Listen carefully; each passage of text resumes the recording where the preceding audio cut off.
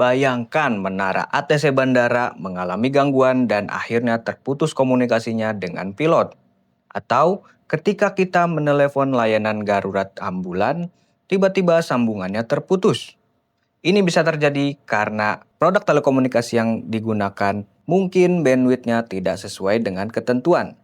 Apa itu bandwidth? Kita jelaskan di video ini. Produk telekomunikasi khususnya yang punya fitur radio frekuensi atau fitur yang memanfaatkan gelombang radio sebagai media transmisi data atau informasinya perlu dilakukan pengujian radio frekuensi. Salah satu parameter yang diuji adalah bandwidth. Bandwidth pada produk telekomunikasi ini sangat penting khususnya jika produk tersebut digunakan pada sektor-sektor vital. Jika sebuah bandwidth produk telekomunikasi itu tidak sesuai dengan ketentuan yang tertera dalam proses Indonesia Type Approval atau sertifikasi DJID ini bisa jadi terjadi masalah pada produk tersebut yang akhirnya akan membuat layanan pada sektor vital itu menjadi terganggu dan tentu saja efeknya bisa akan sangat panjang dan bisa merugikan lebih banyak pengguna atau lebih banyak pengguna layanan tersebut. Karena dalam proses sertifikasi DJID sendiri salah satu tujuannya adalah untuk memastikan produk tersebut itu aman digunakan oleh penggunanya. Dengan artian, produk telekomunikasi yang digunakan ini tidak hanya secara langsung aman digunakan, tapi juga aman jika digunakan pada sektor-sektor vital tadi.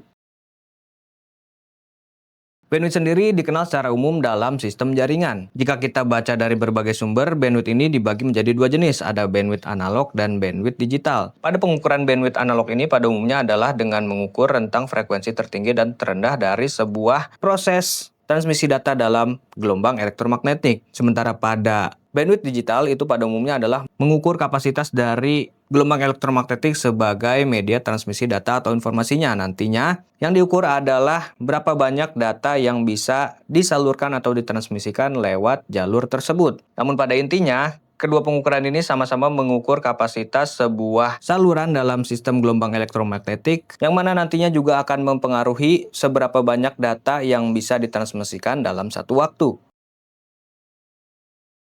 Kita pasti sudah sering mendengar kata bandwidth ini ketika menggunakan jaringan seluler atau jaringan Wi-Fi. Bandwidth sendiri biasanya umum digunakan sebagai acuan seberapa cepat koneksi jaringan tersebut. Karena memang dari definisi yang tadi dijelaskan, semakin banyak data yang bisa ditransmisikan dalam satu waktu itu, maka akan semakin cepat proses transmisi data yang dilakukan oleh pengguna. Selain itu, pengukuran bandwidth sendiri juga bisa digunakan sebagai acuan untuk pelaku industri atau pelaku usaha untuk bagaimana mengatur distribusi datanya. Karena dengan mengetahui bandwidth ini, pelaku industri bisa membagikan porsi secara optimal untuk proses transmisi data dari masing-masing penggunanya. Bisa kita bayangkan bahwa bandwidth ini sangat penting terutama pada produk telekomunikasi yang digunakan pada sektor-sektor vital seperti yang tadi sudah dijelaskan. Bisa kita bayangkan jika sektor-sektor vital tersebut menggunakan produk telekomunikasi yang ternyata punya bandwidth tidak sesuai dengan peruntukannya, bisa jadi terjadi gangguan yang mana nantinya akan berpengaruh atau berdampak buruk untuk lebih banyak pengguna layanan tersebut. Misalnya, layanan tersebut harusnya menggunakan produk telekomunikasi yang memiliki bandwidth yang bisa mentransmisikan sejumlah 1 juta data.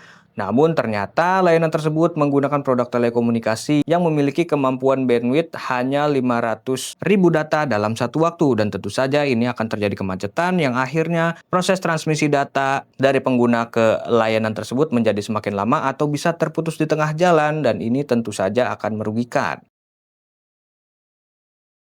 Dalam proses sertifikasi DJID khususnya untuk produk RF, parameter persyaratan bandwidth ini tertera di dalam setiap standar teknis yang berlaku untuk produk telekomunikasi tersebut. Biasanya standar teknis ini diklasifikasikan berdasarkan teknologi telekomunikasinya. Kami akan berikan beberapa contohnya di sini. Misalnya standar teknis untuk produk radio lokal area network atau RLAN. Kalau Bapak Ibu tidak familiar dengan RLAN, salah satu produknya adalah Wi-Fi. Standar teknis untuk RLAN ini mengacu kepada Keputusan Menteri Komunikasi dan Digital atau Kepmenkomdigi nomor 12 tahun 2025. Dalam standar teknis tersebut, bandwidth dari produk yang akan disertifikasi itu dibatasi kurang dari atau sama dengan 320 MHz. Dalam artian, produk telekomunikasi berupa Wi-Fi tersebut itu dibatasi rentang frekuensi tertingginya itu adalah 320 MHz untuk proses transmisi data. Yang kedua ada standar teknis Low Power Wide Area Network. Contoh-contoh produknya adalah LoRaWAN, Sigfox, LTE-M, dan NB-IoT. Standar teknis ini diatur dalam Kemenkomdigi nomor 5 tahun 2024. Dalam standar teknis ini, pita frekuensi dari produk LPWAN ini dibagi lagi menjadi beberapa kategori, dan masing-masing rentang pita frekuensi tersebut memiliki batasan bandwidth-nya tersendiri, dan Bapak Ibu bisa melihatnya pada gambar berikut ini. Kemudian ada juga standar teknis yang mengatur produk-produk yang digunakan dalam aplikasi Intelligent Transport System atau ITS. Standar teknis ini mengacu pada Keputusan Menteri Komunikasi dan Informatika atau Kemenkominfo nomor 260 tahun 2024. Sama seperti standar teknis LP1 tadi, batasan bandwidth ini diatur berdasarkan alokasi pita frekuensinya. Dan batasan bandwidth-nya Bapak Ibu bisa melihatnya pada gambar berikut ini. Itu tadi penjelasan singkat tentang apa itu bandwidth, di mana bandwidth ini merupakan salah satu parameter persyaratan dalam pengujian produk telekomunikasi, khususnya produk telekomunikasi yang berbasis radio frekuensi atau RF. Dan bandwidth ini sangat penting terutama untuk kemampuan produk telekomunikasi dalam mentransmisikan data. Karena jika transmisi data itu terganggu, bisa jadi merugikan penggunanya, dan bahkan jika produk telekomunikasinya digunakan pada sektor-sektor vital, ini bisa mengganggu layanan, bahkan bisa membuat lebih banyak pengguna layanan tersebut mengalami kerugian. Karena itu, untuk memohon sertifikasi DJID, pastikan bahwa bandwidth dari produk telekomunikasi yang mau disertifikasi itu sudah sesuai dengan ketentuan.